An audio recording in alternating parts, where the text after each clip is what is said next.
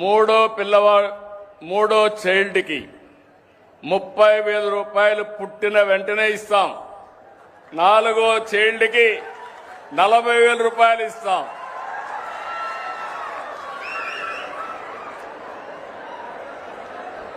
ఇది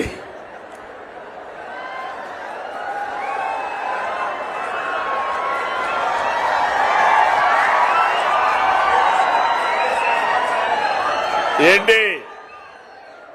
ఇది కరెక్ట్ అయిన నిర్ణయం అని మిమ్మల్ని అడుగుతున్నా. మా ఆడబిడ్డలు చెప్పండి అమ్మా, మీరేమంటారు? మీరే సృష్టి కర్తలు, మీరు లేకపోతే సృష్టి లేదు. అలాంటి మనందరం కూడా ఆలోచించుకోవాల్సిన అవసరం ఉంది. నేను వస్తాను. మీరు అనుకుంటున్నారు పిల్లలు భారం అని. కాదు, పిల్లలే మీకు సంపదను నిరూపించే బాధ్యత నాదని మరొక్కసారి హామీ ఇస్తున్నా.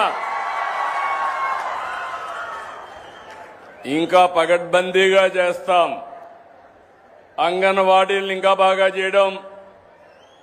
మొదటి తారీఖు వస్తానే మీ అకౌంట్లో 15,000 రూపాయలు తల్లికి వందనం కింద మీ అకౌంట్లో వేస్తున్నా. భగవంతుడు కరుణిస్తే ఇంకా పెంచే బాధ్యత కూడా తీసుకుంటానని మీ అందరికీ హామీ ఇస్తున్నా. ఇప్పుడిప్పుడు చాలా కష్టాలున్నాయి, ఇవన్నీ అధిగమించాలి.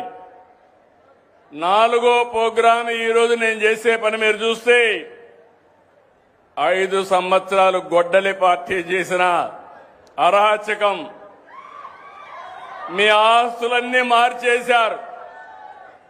అందుకే నేను ఒకటి ఆలోచించాను, జీవితంలో మళ్లీ మీ భూముల జోలుకు రాకుండా టెక్నాలజీ బాగా అభివృద్ధి చేశాం.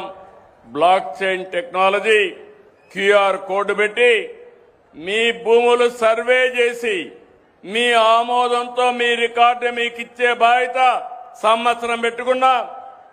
రాబోయే 2027 మార్చికి ఎక్కడా భూ తగాదాలు లేకుండా చేసే బాధ్యత ఈ ప్రభుత్వానిది. ఈ 4 తీసుకొని నేను అనుకుంటే లాభం లేదు.